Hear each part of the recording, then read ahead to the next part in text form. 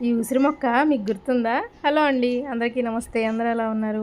విజయవాడలో హిందూ సమ్మేళనంలో పక్కన ఆంటీ గారికి 2 ఇస్తే అందులో నేను ఒకటి తెచ్చుకున్నాను అన్నాను కదా! ఒక షార్ట్‌లో చూపించా మీకు. ఆ చిన్న బ్లాక్ కవర్లు ఇస్తారు కదా! అది తీసి ఇందులోకి మార్చుకున్నానండి. చూడండి అసలు ఎంత బాగా వచ్చిందో అసల. లాస్ట్ టైం ఇలాగే తులసమ్మ దగ్గర పూజ చేసుకుందామని మొక్క తెచ్చుకొని పూజ అయిపోయాక కింద నాటేశానండి కింద గార్డెన్‌లో. అసలు అది ఎదగలేదండి. అనవసరంగా కింద పెట్టి అనిపించింది. అంటే కింద నాకు మొక్కలు చాలా ఉన్నాయి కదా! అందరివి కలిపి. ఇంక అందుకే ఈసారి తులసమ్మ దగ్గర ఇలాగ పాట్‌లో పెట్టుకొని కార్తీక మాసంలో పూజ చేసుకోవచ్చు. నేను కింద నాటకుండా ఇలాగ చిన్న పాట్‌లో పెట్టేసుకున్నానండి. ఈసారి పూజ చేసుకోవడానికి బాగుంటుంది ఫ్రీగా. తులసమ్మ పక్కన అలా చిన్న కుండీ పెట్టేసుకుంటే మనకి బాగుంటుంది కదా!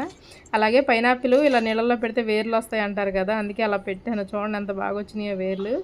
ఇంకా అలా కొంచెం షో ప్లాంట్ మొక్క ఇరిగిపోతే అలా నీళ్ళలో పెట్టానండి వాష్ బేసిన్ దగ్గర. అందంగా ఉంది కదా! ఇంక చూడండి రిబ్బన్ ప్లాంట్లో అలాగా కుండీలో సీడ్ పడి ఒక పచ్చిమిర్చి మొక్క వచ్చిందండి. చూడండి అసలు ఎంత హెల్తీగా ఉందో, షేడ్లో ఉన్నా కూడా ఆకుముడత లేకుండా. చూడండి అసలు కాయలు కూడా స్టార్ట్ అయిపోయినాయి. ఇది రిబ్బన్ ప్లాంట్ అండి. అందులో ఇంకో క్రోటన్ మొక్క కూడా ఉంది. అందులో వచ్చింది. ఇంకా చూడండి కింద నుంచి కొమ్మలు వస్తున్నాయి కొత్తవి. చూడండి ఎంత హెల్తీగా ఉంది. ఇందులో దేవుడి దగ్గర నిర్మాల్యం తీస్తాం కదండి, అదంతా ఈ కుండీలో వేసేస్తాను. ఇదిగోండి ఇంకో క్రోటన్ మొక్క. పచ్చిమిర్చి మొక్క మాత్రం బాగుంది కదండి, చక్కగా చాలా పొడుగైంది. ఇంక ఇదేమో మన ట్యాంగిల్డ్ హార్ట్. చూడండి ఎలా పొడుగైపోయిందో. కట్ చేయాలండి ఇది, కొంచెం దీన్ని ప్రూనింగ్ చేయాలి. కొంచెం మర్చిపోతున్నాను ఎప్పటికప్పుడు తీసేద్దాను. ఎండాకాలం కదా, నాకు భయం వేస్తుంది మళ్ళీ ఏమన్నా అవుతుందేమోనని, అందుకే తీయలేదు. ఇంక ఇందులోనే నల్లేరు కాడ ఉందండి పక్కన కుండీలో. నల్లేరు కాడ పెట్టి కూడా 4 ఇయర్స్ అవుతుందేమో నాకు తెలిసి. అది అలా పాగుతుంది పోతుంది. ఎదుగోండి నల్లేరు కాడ.